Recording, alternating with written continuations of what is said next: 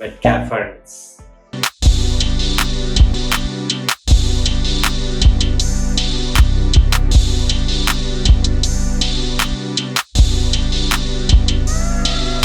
हाय, मैं हूं मोहित मुजाल from directorsinvestments.com। इस वीडियो के थ्रू मैं आपको बताऊंगा कि मिड कैप म्यूचुअल फंड्स क्या होते हैं।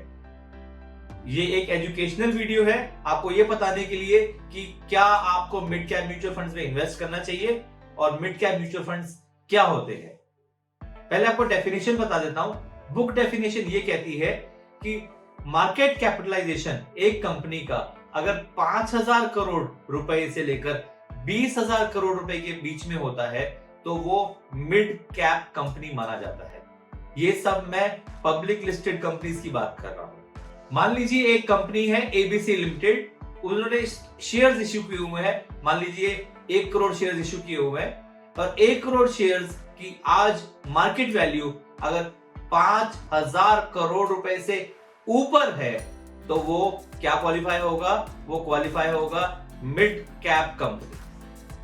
और अगर वो 20,000 करोड़ से नीचे है तो वो क्या क्वालिफाई होगा? वो क्वालिफाई होगा मिड कैप कंपनीज। तो जो म्यूचुअल फंड्स होते हैं, जो मिड कैप म्यूचुअल फंड्स होते हैं, वो इन्वेस्ट करते हैं इन मिड कैप कंपनीज में।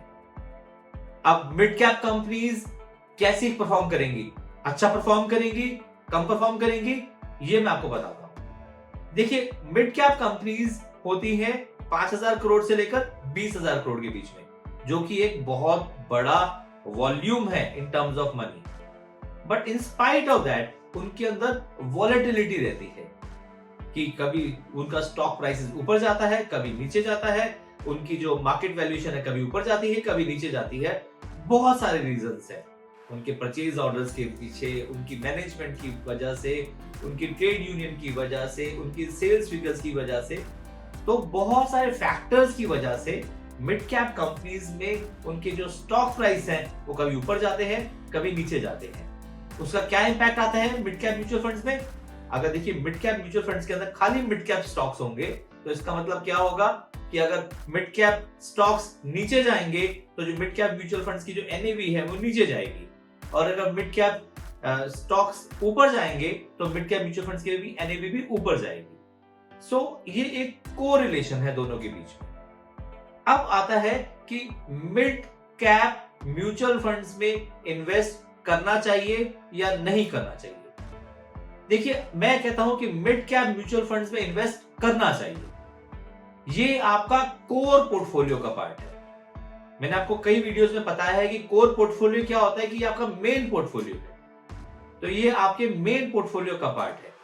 आप मिड कैप म्यूचुअल फंड्स में इन्वेस्ट करिए, पर होराइजन अपना 2 से 3 साल रखिए या ज्यादा रखिए।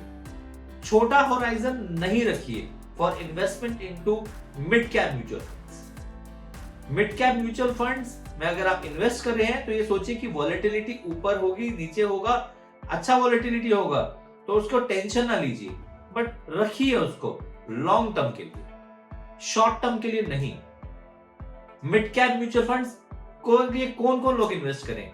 यंग जनरेशन के साथ साथ जो मिडिल जनरेशन है 40-50s की एज में जो है, they should also invest into mid cap mutual funds. Senior citizens, anybody above 60-65, I would request कि आप मिड कैप म्यूचुअल फंड्स में इन्वेस्ट ना करिए, या करिए तो बहुत ही कम प्रपोर्शन करिए, ज्यादा ना करिए। रीजन इज कि मिड कैप म्यूचुअल फंड्स के अंदर वॉलेटिलिटी है, और एक टाइम के बाद मैं चाहता हूं कि specially the senior citizen segment वो मिड कैप म्यूचुअल फंड से अवॉइड करें, वो खाली लार्ज कैप में देखें या फ्लेक्सी में देखें। मिड कैप म्यूचुअल फंड्स के अंदर मान लीजिए एक इन्वेस्टर है, यंग जनरेशन इन्वेस्टर, 20 से 30 या 20 से 40 इयर्स की एज में, एंड ही फील कि मेरे को मिड कैप में अगर मेरे पास 1 लाख रुपए है तो मैं क्या 1 लाख रुपए पूरा मिड कैप में लगा दूं?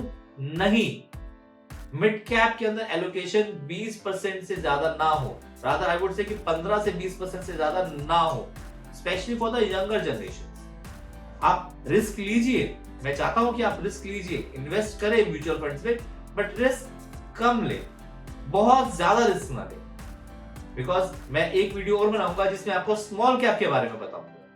बट इस वीडियो में सिर्फ मैं आपको बताऊंगा मिड कैप म्यूचुअल फंड्स के अंदर आपको इन्वेस्ट करना चाहिए with a long term horizon और एक 15 से 20% of your overall portfolio, not 100% of your portfolio. ये आपको अल्फा देता है रिटर्न्स में, ये आपको एडिशनल रिटर्न्स देगा रिटर्न्स में, बट ये रिस्क भी देगा।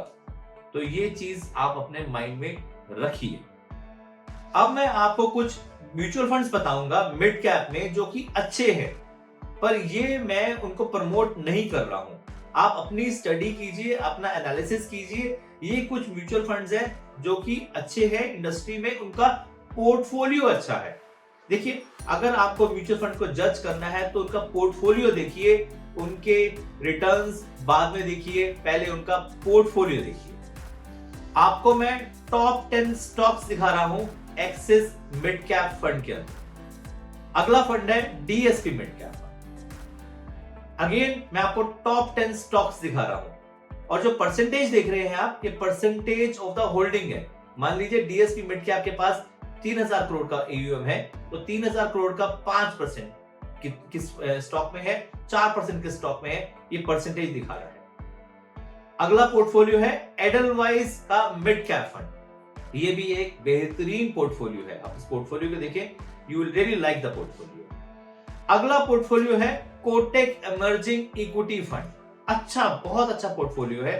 ध्यान से देखिए इस पोर्टफोलियो के, इनके परसेंटेज होल्डिंग देखिए, अमेजिंग वन। अगला है निपॉन इंडिया ग्रोथ फंड। ये फंड हमने 2005 में भी बेचा हुआ है। अच्छा पोर्टफोलियो है, आप देखिए इसके पोर्टफोलियो को, amazing one.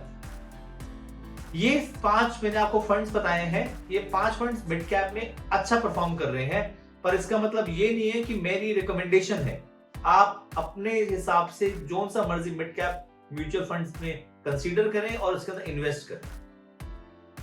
Mid cap mutual funds के अंदर इन्वेस्ट जरूर करें with a long term horizon, as I already said, but ये हर एक के पोर्टफोलियो में हो एक्सेप्ट सीनियर सिटीजन। आपकी अगर कोई क्वेरी है regarding investments into any of the mutual funds, आपका कोई फंड है जिसमें आपको लग रहा है कि यू नीड हेल्प, तो आप ये नीचे दिए हुए नंबर पे कॉल कर सकते हैं या अपना व्हाट्सएप दे सकते हैं, and we can guide you and help you in repairing your mutual fund portfolio, and we are not going to charge anything.